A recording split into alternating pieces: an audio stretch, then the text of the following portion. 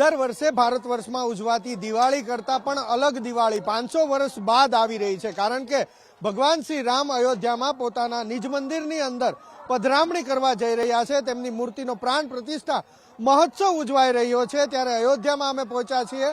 અયોધ્યા ભગવાન શ્રી રામની સાથે જોડાયેલી કેટલી કથાઓ, દંતકથાઓ અને એ મુજબના સ્થાનો અયોધ્યાની અંદર આવેલા છે. કદાચ તેના નામ સૌએ સાંભળ્યા હશે, પરંતુ તેની પાછળની કથા, તેમની પાછળની દંતકથા કદાચ કેટલાક લોકો નહીં જાણતા હોય. તો એ માટેનો અમારો પ્રયાસ એબીપી અસ્મિતાનો. અયોધ્યાના બે સંતો આપણી સાથે છે, તેમની સાથે વાત કરી અને તમામ જે સ્થાનો આવેલા છે તેની સાથેની કથાઓ જે જોડાયેલી છે તે જાણવાનો प्रयास કરીશું. महात्मा जी, आपका नाम बताइए और आप किस मंदिर से? मैं स्वामी अर्जुन दास हनुमानगढ़ी से और हनुमानगढ़ी अयोध्या से। अच्छा, तो ये हनुमानगढ़ी से ही शुरुआत करते हैं. ऐसा माना जाता है कि जो भगवान श्री राम का दर्शन करता है लेकिन हनुमानगढ़ी दर्शन नहीं करता तो वो अधूरा कहलाता है. भगवान श्री राम का दर्शन यदि करना है आपको तो सबसे पहले यदि जैसे आप एक चीज ले लीजिए, किसी बड़े अधिकारी से मिलना है तो उसके आपको चपरासी से मिलना पड़ता है. जैसे राम जी से आप राम जी का दर्शन करना चाहते हैं, उससे पहले सेवक का दर्शन करना पड़ता है. तो सेवक के रूप में श्री हनुमान जी महाराज अयोध्या हनुमानगढ़ी में विद्यमान हैं और हनुमान जी से जब आशीर्वाद आप ले लेते हैं तो आपका दर्शन, जो राम जी का दर्शन आप करना चाह रहे हैं, वो निर्विघ्न पूर्ण होता है. अच्छा, हनुमानगढ़ी नाम कैसे पड़ा? क्या भगवान हनुमान जी वहां पर रहते थे? इसके पीछे की कथा क्या है? हनुमान जी महाराज वहाँ एक 11वें रुद्र के रूप में हनुमान जी वहाँ पर इमली के पेड़ में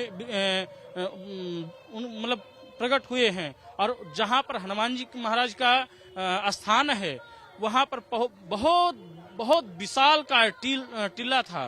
उसी टीला पे प्रकट हुए और उस टीला को उस टाइम में एक मुसलमान शासक था, उसका नाम तो हमको स्मरण में नहीं है, पर उसने हनुमान जी का जो किला है, हनुमान जी का जो मंदिर है, उस मुसलमान शासक ने बनवाया है.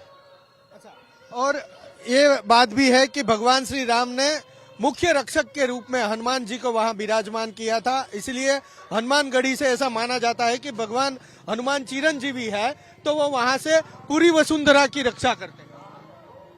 हनुमान जी महाराज पूरी वसुंधरा क्या कहें, पूरे विश्व की रक्षा करते हैं. और हनुमान जी महाराज राम जी के साथ साथ, राम जी जब वन को जा रहे थे तब राम जी हनुमान जी को सौंप करके अयोध्या को गए थे कि हम तो जा रहे हैं और पर अयोध्या की सुरक्षा आपके हाथ में है. और जब राजा जाता है तो राजा अपने युवराज को घोषित करके जाता है, तो इसलिए युवराज के रूप में हनुमान जी महाराज अयोध्या हनुमानगढ़ी में विराजमान है.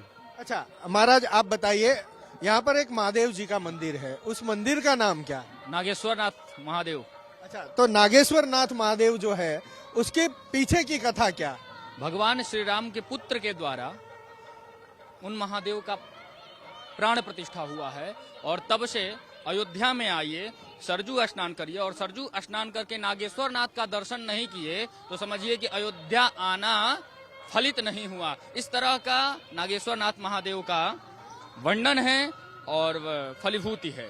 तो इसके अतिरिक्त भी अयोध्या में जब आप आते हैं तो नागेश्वर नाथ भगवान के दर्शन करने के बाद. अच्छा, कब ये लवकुश ने कब स्थापना की, ऐसा कुछ स्मरण में है आपने? इसकी कथा क्या? ये हजारों वर्ष पूर्व की बातें हैं, जब त्रेता युग का ये बात था, ये कलयुग की बात नहीं है. हजार वर्ष पूर्व की बात है. उस समय से शिव जी यहाँ पर विराजित हैं.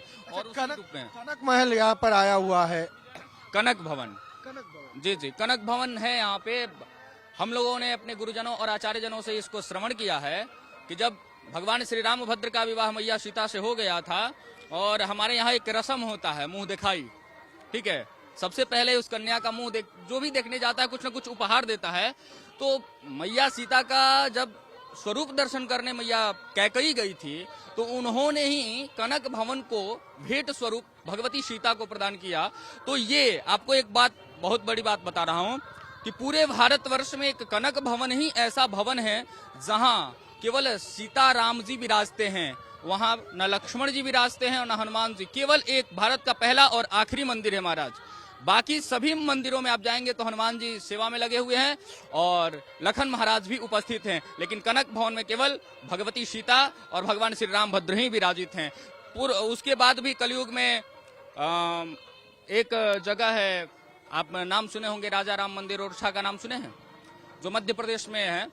तो वहां की जो महारानी है वो भी रामभद्र भगवान की परम भक्तिन थी, वो भी दर्शन करने आई। तो राजा ने व्यंग में एक बात बोला था, रानी को व्यंग में बोला था, बहुत दिन हो गया दर्शन यहीं पे जो आता है यहाँ रम जाता है, राम रमने के विषय है ना, तो रम जाता है। रानी भी रम गई थी, तो रानी को राजा ने व्यंग में इस बात को बोला था कि लग रहा है कि राम जी से तूने विवाह कर लिया क्या, इस तरह से। रानी को ये बात हृदय में लग गया और उसने सोच लिया कि अब तो हम राम जी से विवाह करके ही जाएंगे, और अपना साधना आरंभ किया। लेकिन राम जी महीनों दिन बीत गए, राम जी ने ऐसा कुछ प्रतिक्रिया राम जी की तरफ से नहीं आया। तो इसी सरयू में अपना प्राण की आहुति देने के लिए जब तैयार हुई तो राम जी ने हाथ पकड़ लिया और तब राम जी को वो लेकर यहाँ से चली गई।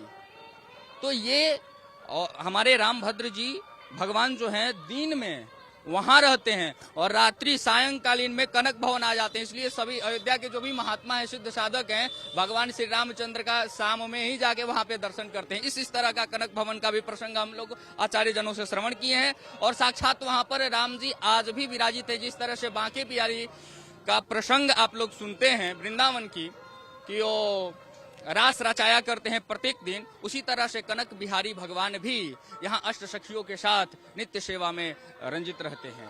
अच्छा, एक बात आपसे ये भी सुननी थी कि अयोध्या है वो भगवान राम की जन्मभूमि है, तो भगवान राम का समाधि स्थल कहाँ पर है?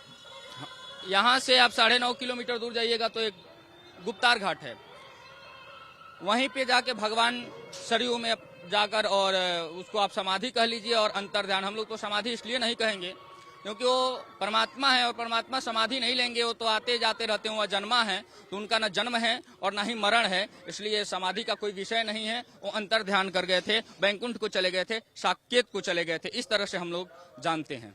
अच्छा, और यहाँ पर अलग अलग ये जो लक्ष्मण घाट है, वैसे अलग अलग घाट है, तो उसके पीछे की कहानी क्या है? क्या ये लक्ष्मण जी को दिया हुआ घाट था या उसका मनपसंद स्थल था? एक बात जानिए कि आपके घरों में अभी सामान्य बात बता रहे हैं कि जिस तरह से एक बाप के 4 बेटे होते हैं, चारों के अलग अलग कमरे होते हैं कि नहीं, तो उसी तरह से राम घाट मतलब राम जी का वो स्नान करने का स्पेशल घाट, इस तरह से समझिए। दंत धावन कुंड, वहाँ राम जी अपने दांतों को धोया करते थे, यानी मुंह धोया करते थे। इस प्रकार से सबका लक्ष्मण घाट मतलब लक्ष्मण जी का वहाँ वो घाट था, भले वो कहीं भी स्नान कर, लेकिन उनका वो स्पेशल है, वो राजघराने के और राजकुमार हैं, तो राजकुमारों की अलग अलग व्यवस्थाएं होती है, उसी प्रकार की ये सब व्यवस्थाएं हैं।